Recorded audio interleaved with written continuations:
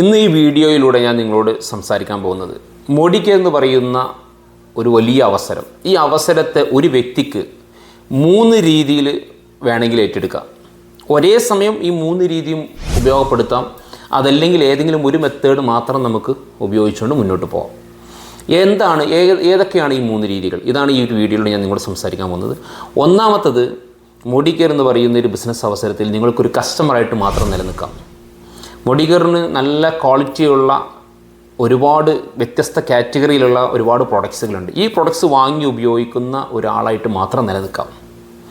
അങ്ങനെ നിൽക്കുന്ന ഒരു വ്യക്തിയാണെങ്കിൽ പോലും നിങ്ങൾക്ക് 6 ബെനിഫിറ്റ്സുകൾ നമ്മുടെ കമ്പനിയുടെ ഭാഗത്ത് നിന്ന് ലഭിക്കുന്നുണ്ട്. നമ്മൾ ഓൾറെഡി ആ 6 ബെനിഫിറ്റ്സിനെ വളരെ ഡീറ്റെയിൽ ആയിട്ട് പറയുന്ന വീഡിയോ ആയിട്ടും ടെക്സ്റ്റ് ആയിട്ടൊക്കെ നമ്മുടെ കയ്യിൽ അവൈലബിൾ ആണ്. നിങ്ങളിത് യൂട്യൂബ് ലിങ്ക് വഴിയാണ് നിങ്ങൾ ഈ വീഡിയോ കാണുന്നതെങ്കിൽ നിങ്ങൾക്ക് ഇതിൻ്റെ ഡിസ്ക്രിപ്ഷൻ ബോക്സിൽ നിങ്ങൾക്ക് ഈ കസ്റ്റമറുടെ ബെനിഫിറ്റ്സ് പറയുന്ന വീഡിയോയുടെ ലിങ്ക് കൊടുത്തിട്ടുണ്ട്. അത് വഴി നിങ്ങൾക്ക് കാണാം. അതല്ല, നിങ്ങളിതിൻ്റെ ജസ്റ്റ് വീഡിയോ മാത്രമായിട്ട് അതിലൂടെയാണ് നിങ്ങൾ വീഡിയോ കണ്ടുകൊണ്ടിരിക്കുന്നതെങ്കിൽ നിങ്ങൾക്ക് ആരാണോ ഈ വീഡിയോ അയച്ചു തന്നത് അവരോട് ആവശ്യപ്പെട്ടാൽ അവർ അയച്ചു തരും. എന്താണ് കസ്റ്റമർക്ക് പോലും കിട്ടുന്ന 6 ബെനിഫിറ്റ്സ്? അപ്പോൾ ഞാൻ പറഞ്ഞു വരുന്നത്, ഒരു കസ്റ്റമറായിട്ട് മാത്രം നിലനിന്നുകൊണ്ട് നല്ല ക്വാളിറ്റിയുള്ള ഉൽപ്പന്നങ്ങൾ ഉപയോഗിച്ച് 6 തരം ബെനിഫിറ്റ്സുകൾ ഉപയോഗപ്പെടുത്താം. ഇനി അതല്ല, മോഡികെയറിൽ നിങ്ങളൊരു റീറ്റെയിലറായിട്ട് നിലനിൽക്കാം. അതായത് മോഡികെയറിൻ്റെ പ്രൊഡക്ട്സുകൾ റീറ്റെയിൽ ചെയ്യാൻ നിൽക്കുകയാണെങ്കിൽ നല്ല പ്രോഫിറ്റ് ഉണ്ടാക്കിയെടുക്കാൻ പറ്റും. സാധാരണ ഒരു റീറ്റെയിൽ ഷോപ്പുകാരന് ലഭിക്കുന്നതിലപ്പുറം പ്രോഫിറ്റ് ഇവിടെ ലഭ്യമാണ്. ഞാൻ ഒരു എക്സാമ്പിളിന് വേണ്ടി പറയാം. ഒരു പേസ്റ്റ് നമ്മൾ മാർക്കറ്റിൽ നിന്ന് നമ്മൾ ഒരു റീറ്റെയിൽ ഷോപ്പുകാരൻ വിൽക്കുകയാണെങ്കിൽ അദ്ദേഹത്തിന് ഏകദേശം ഒരു 4 രൂപയ്ക്കാണ്, എനിക്ക് തോന്നുന്നു ഒരു 100 ഗ്രാം പേസ്റ്റിൽ 4 രൂപയ്ക്കാണ് അദ്ദേഹത്തിൻ്റെ ഒരു പ്രോഫിറ്റ് ഉള്ളത്. എന്നാൽ മോഡികെയർ ഒരു പേസ്റ്റ് ഒരാൾ സെയിൽ ചെയ്യുകയാണെന്നുണ്ടെങ്കിൽ അദ്ദേഹത്തിന് ഏകദേശം ഒരു 27 രൂപയോളം ലാഭം വരുന്നുണ്ട്. 27 രൂപയോളം ലാഭം പ്രത്യക്ഷത്തിൽ ലഭിക്കുന്നുണ്ട്. പരോക്ഷമായിട്ട് വേറെയും വരുന്നുണ്ട്. അപ്പോൾ ഞാനതിൻ്റെ പരോക്ഷമായി ലഭിക്കുന്ന മീൻസ് ഞാൻ നേരത്തെ പറഞ്ഞല്ലോ, ഒരു കസ്റ്റമർക്ക് പോലും കിട്ടുന്ന ആ ബെനിഫിറ്റ്സുകൾ ഉപയോഗപ്പെടുത്തുമ്പോൾ അതിൽ പല കാര്യങ്ങൾ വരുന്നുണ്ട്. ഞാൻ അതിലേക്ക് വീഡിയോയിൽ ഞാൻ പോകുന്നില്ല. അപ്പോൾ ഇത് ആ രീതിയിൽ ഉപയോഗിക്കുന്ന സമയത്ത് ഞാൻ പറഞ്ഞു വരുന്നത് റീറ്റെയിലായിട്ട് ഇവിടെ നിലനിൽക്കാം. ഈ ഇത്രയും പ്രൊഡക്ട്സുകൾ ആളുകൾക്ക് നല്ല ക്വാളിറ്റിയുള്ള ഉൽപ്പന്നമാണ്. ആ ക്വാളിറ്റിയുള്ള ഉൽപ്പന്നങ്ങൾ ആഗ്രഹിക്കുന്ന ആളുകളിലേക്ക് നമ്മൾ എത്തിച്ചു കൊടുക്കുകയാണെന്നുണ്ടെങ്കിൽ നല്ല പ്രോഫിറ്റ് ഉണ്ടാക്കിയെടുക്കാൻ പറ്റും. അപ്പോൾ ഒരു കസ്റ്റമറായിട്ട് നിലനിൽക്കാം, അതല്ല ഒരു റീറ്റെയിലറായിട്ട് നിലനിൽക്കാം. ഞാൻ ഈ റീറ്റെയിലിൻ്റെ കാര്യം കൂടുതൽ പറയാൻ കാരണം എന്താ പറയുക, ചില ആളുകളെ സംബന്ധിച്ചിടത്തോളം പെട്ടെന്ന് ഇന്ന് ചെയ്യുന്നതിന് വരുമാനം വേണം, അല്ലെങ്കിൽ ഇന്ന് തന്നെ എനിക്കൊരു വരുമാനം വേണം എന്നൊക്കെ ആഗ്രഹിക്കുന്ന വ്യക്തികൾക്ക് റീറ്റെയിൽ നല്ലൊരു മാർഗ്ഗമാണ്.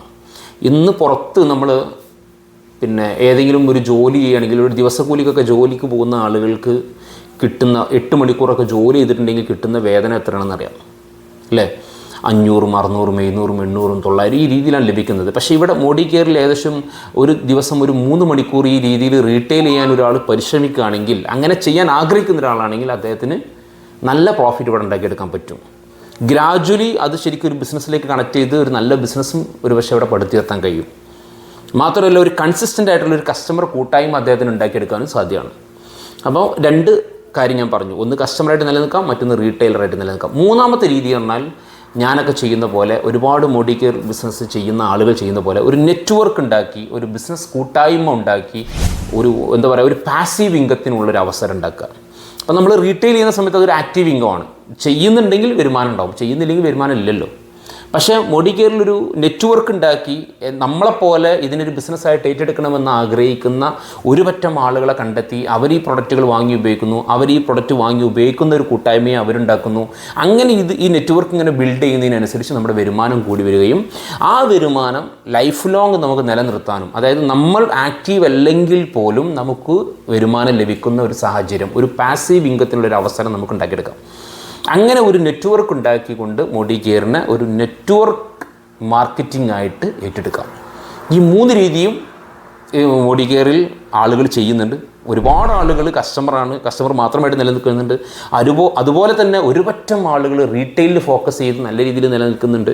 എന്നാൽ അതുപോലെ തന്നെ ബിസിനസ്സായിട്ട് ഏറ്റെടുക്കുന്ന ഒരുപറ്റം ആളുകളുണ്ട്. നിങ്ങൾക്ക് ഏതാണോ ഇഷ്ടം അതിനനുസരിച്ച് നിങ്ങൾക്ക് ഏറ്റെടുക്കാവുന്നതാണ്. അപ്പോൾ ഈ 3 രീതി മനസ്സിലാക്കി അതിനനുസരിച്ച് മുന്നോട്ട് പോവുക. Okay, all the best. Thank you.